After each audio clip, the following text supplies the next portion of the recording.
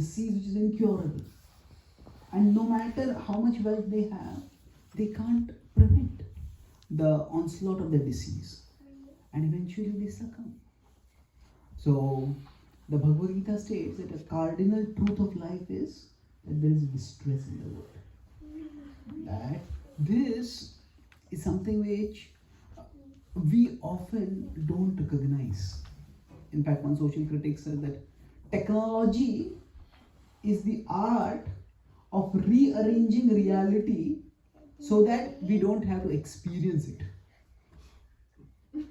Technology is the art of rearranging reality so that we don't have to experience it. So, for example, at this now outside it's extremely cold, but here we are reasonably comfortable. What has happened over here? It's through technology we have artificial heating. Now, this is not a bad thing in itself.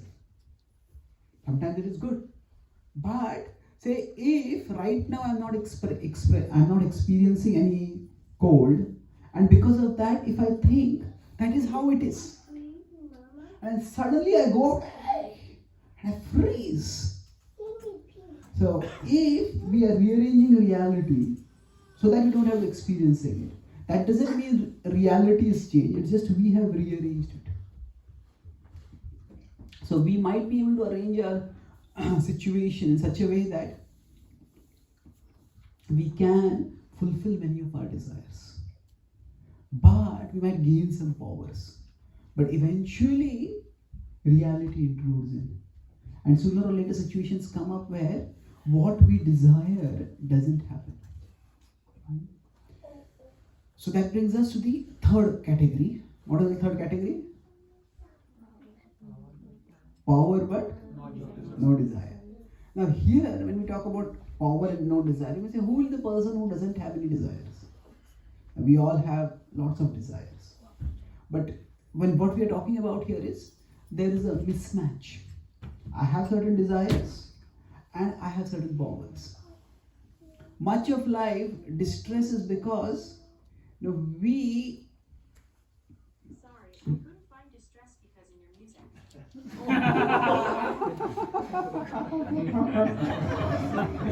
Okay, that is a form of distress I haven't experienced in my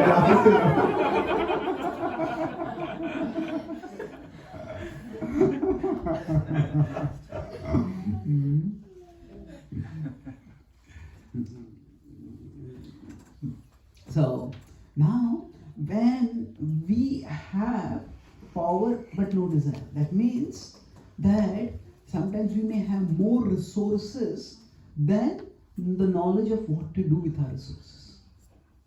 Just like it happens nowadays with technology. We can just by flipping a few buttons can summon information from any part of the world through the internet. And the internet can be a very powerful resource for getting information. But if we don't know what to do with that information, we don't even know what information to seek. So the result of that will be eventually that when we all have such a mind that always goes toward the path of least resistance.